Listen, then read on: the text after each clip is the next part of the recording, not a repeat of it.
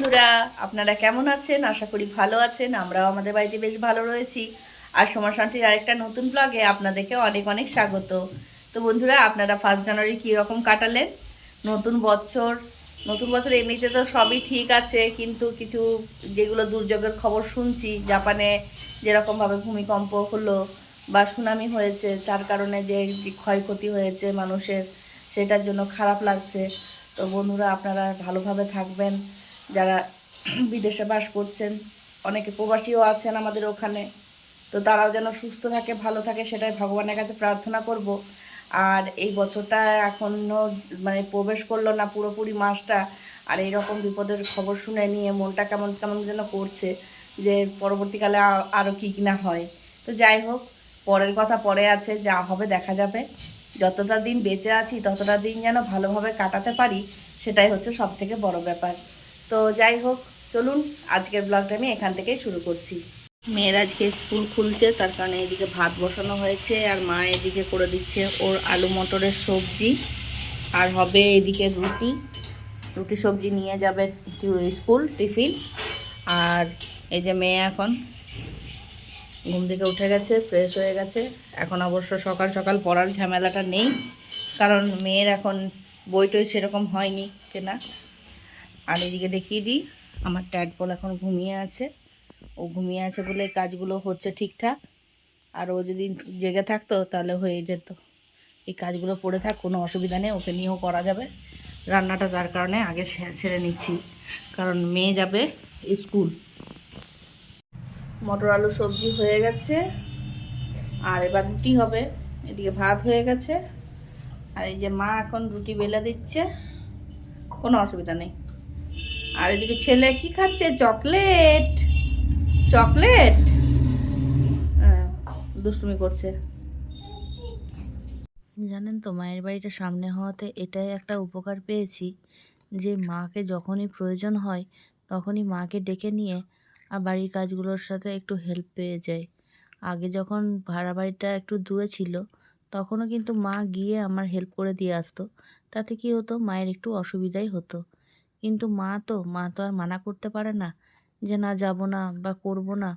তার কারণেই কিন্তু ভাড়া বাড়িটা আমার এই মায়ের বাড়ির সামনেই নেওয়া। তো যাই হোক, এই বাড়িটাতে আসার পর একটা সুবিধা হয়েছে, যে মায়ের বাড়িটার সামনে আর নিচে পার্লারটাও করেছি, আর ছেলেকেও দেখতে আমাকে অসুবিধা হচ্ছে না, আর পার্লার দেখতেও অসুবিধা হচ্ছে না। সাথে করে খাবার দাবার করতেও অসুবিধা হচ্ছে না, কারণ মায়ের একটু হেল্প পেয়ে যাচ্ছি। তার কারণে কিন্তু চারিদিক থেকে সুবিধাই হয়ে গেছে। আর জানেন তো, অনেকেই পিকনিক করছে, আর আমারও না একটু পিকনিক পিকনিক মন হয়েছে কয়েকটা দিন ধরে। কারণ হাজব্যান্ড করে এলো ওর বন্ধুদের সাথে, মেয়ে করে এলো টিউশনের যে বান্ধবীরা রয়েছে, স্যাররা রয়েছেন, তাদের সাথে। তো এখন কেন জানি না মনে হচ্ছে আমিও যদি একবার যেতে পেতাম তো খুব ভালো হতো। কারণ এই যে বনভোজনটা, সেটা তো একটা বছরের অপেক্ষা। সব সময় তো আর মন করলেই তো যেতে ইচ্ছে হয় না, যেতে পারাও যায় না। তো এখন যেহেতু পিকনিকের সিজন রয়েছে, তার মনে হচ্ছে যে একটু বাইরে গিয়ে ঘুরে আসলে ভালো হতো। তো সেটা আমি আজকে অবশ্য হাজব্যান্ডকে জানিয়েছি। তো হাজব্যান্ড বলেছে যে বাড়িতে দেখো বলে সবাই যদি যায় তাহলে আমরাও যাব। তো এখন সেটারই প্ল্যান চলছে, দেখি সবাই মিলে যদি ঘুরে আসতে পারি। এরই মধ্যে না আজকে আবার মেয়ের স্কুলে যেতে হবে। মেয়েরা মানে একটা টিচার্সদের সাথে প্যারেন্টসদের মিটিং রেখেছেন। জানি না কী কারণে ডেকেছেন, গেলেই বোঝা যাবে। তো সেখানেও যেতে হবে, তার কারণেই চটপট করে একটু রুটিটাও করে নিচ্ছি। আর রুটিটা না আমি এখন কয়েকটা দিন ধরে সকালেই করে নিচ্ছি, কারণ বিকেল দিকে না সেরকমভাবে আর করে উঠতে পারছি না। ছেলেও দুষ্টুমি করে, প্লাস পার্লারের কাজও আসে টুকটাক করে। সকালের দিক থেকে বিকেলের দিকে পার্লারে মানুষের ঢলটা একটু বেড়ে যায়, তার কারণে কিন্তু রাত্রের দিকে খাবার করাটা সমস্যা হয়ে পড়ে। তার কারণেই কিন্তু সকাল সকাল খাবারটা করে নিচ্ছি। আর গ্রীষ্মের দিন হলে একটু হয়তো সমস্যা হতো খাবার গন্ধ হয়ে যাওয়ার, কিন্তু শীতের দিনে সেরকম আর সমস্যা হয় না। অবশ্য ফ্রিজ রয়েছে, কিন্তু ফ্রিজে খাবার এখন রাখার প্রয়োজন হচ্ছে না, কারণ এমনিতেই ঠান্ডা পরিবেশ। তো চলুন ঝটপট করে রুটিগুলো সেঁকে নিয়ে এবার যাওয়া যাবে স্কুলের উদ্দেশ্যে। তার আগে ছেলেকে পরিষ্কার করে মায়ের বাড়িতে দিয়ে আসতে হবে, তারপর আমি যাব স্কুলে। মেয়ে স্কুলের জন্য রেডি, জল খাবার নিয়ে বসে গেছে। বাবা একটা মিষ্টি নিতে পারতিস তো, মিষ্টি আছে তো, নেবি না? হ্যাঁ, সকাল সকাল মিষ্টি ভালো লাগে না। সকাল সকাল মিষ্টি ভালো লাগে না? আচ্ছা খাও। আর আমার এই পাগল, কি খাবে তুমি? চকলেট। দেখছেন ঘর দৌড়ের অবস্থা। এই ছেলে উঠে গেছে, এবার একা নিয়ে একা কাজ করা খুব কষ্ট। মা চলে গেছে বাড়ি। কি চকলেট লাগবেই? অনেক চকলেট খাওয়া হলো সকাল থেকে। দাঁড়াও। ঘড়িতে প্রায় ওই 12:30 বেজে গেছে। স্কুলে টাইম ছিল যাওয়ার 12টা, কিন্তু ছেলেকে নিয়ে আর বাড়ির কাজ সামলাতে সামলাতে একটু টাইম লেগে গেল। জানি না মিটিংটা শেষ হয়ে গেছে কিনা। তবে আমাদের স্কুল তো, আমাদের স্কুলে এই কারণেই বললাম, কারণ এই স্কুলে আমিও পড়াশোনা করেছি। আর এখন আমার মেয়ের আজকে আমি প্যারেন্টস হয়ে এই স্কুলে যাচ্ছি। তবে এই স্কুলের ছাত্রী আমি একসময় ছিলাম।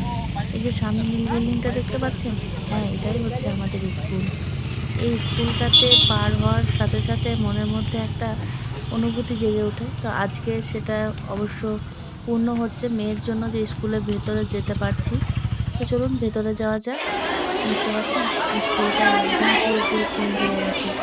আমাদের সময় যেরকম ছিল সেরকম একদমই নেই, পুরোপুরি চেঞ্জ হয়ে গেছে।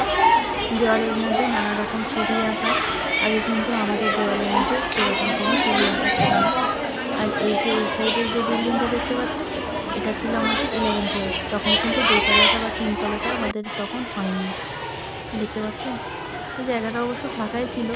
আগে এখানে সাইকেল স্ট্যান্ড ছিল। আর এই যে উপরের রুম ছিল, আমাদের স্কুল ছিল, ক্লাস ছিল। সেই সব জিনিসগুলো এখন পুরো চেঞ্জ হয়ে গেছে। কত স্টুডেন্ট রয়েছে, সবাইকে এই স্কুলের পোশাকে একই রকম লাগে বলুন। আমাদের সময়ও আমার মা বাবাদের হয়তো এই রকমই দুবিধা হতো, যে যে কোনো স্কুলের ড্রেস পরা মেয়েদেরকে মনে হতো নিজের মেয়ে। আজকে আমারও সাথেও সেই হলো। অন্য কোনো মেয়েকে দেখলেই মনে হচ্ছে যে আমার মেয়ে ঘুরে বেড়াচ্ছে, কিন্তু যখন সামনে থেকে দেখছি তখন দেখছি সে কিন্তু আমার মেয়ে না। চলুন এবার ভেতরে যাওয়া যাক। এই যে হল রুমটা রয়েছে, এই হল রুমটার ভেতরেই কিন্তু হচ্ছে মিটিংটা। চলুন ভেতরে যাওয়া যাক। তো বন্ধুরা, যতক্ষণ মিটিংয়ে ছিলাম ততক্ষণ কিন্তু আমি ফোনটাকে অফ করে রেখেছিলাম, কারণ সেই সময়টাতে আমাদের যে মিসদের বক্তব্য ছিল সেটা ভালো করে শুনছিলাম, তার কারণে সেরকমভাবে ভিডিও বানাতে পারিনি। আর এখানে টিচাররা হচ্ছেন আমারও টিচার, তাই ওনাদের উপরে কোনো কথা বলা বা কোনো কিছু বলা সেটা আমি ঠিক মনে করি না। যাই হোক, তবে আজকে যে কথাগুলো ওনারা বলেছেন আমার খুব ভালোই লেগেছে। তো চলুন, মেয়েরও দেখছি ছুটি হয়ে গেছে, তো ভাবলাম মেয়েকে নিয়েই সাথে করে বেরিয়ে পড়ি। তো চলুন এবার বাড়ি যাওয়া যাক। মেয়েদেরকে নিয়ে এবার আমি বাড়ি যাব। এই যে এরা হচ্ছে 3 মূর্তি 3 বান্ধবী। এই স্কুলে আবার কবে আসবো জানি না। চলুন বাড়ি যাওয়া যাক। ঋষি, আমি কোথায় এসেছি আজকে? ছাদে খাবার খাচ্ছি না বেটা, আমরা ছাদে খাচ্ছি। দাঁড়াও দেখাই কি খাচ্ছে না। চিকেন ঋষি খাচ্ছে। ঋষি হাই করতে দাও, হাই করে দাও।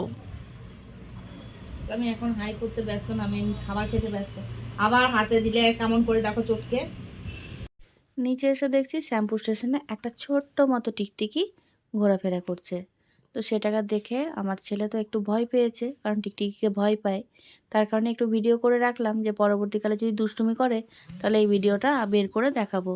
তো বন্ধুরা, আজকের মতো ব্লগটা আমি এখানেই শেষ করছি। আপনারা ভালো থাকবেন, সুস্থ থাকবেন, সাবধানে থাকবেন। দেখা হবে খুব শীঘ্রই আরেকটা নতুন ব্লগের সাথে। আমার ব্লগগুলো আপনাদের কেমন লাগছে প্লিজ লাইক কমেন্ট শেয়ার করে জানাতে ভুলবেন না। তো বন্ধুরা, আজকের মতো এখানেই টাটা, বাই বাই, আবার দেখা হবে।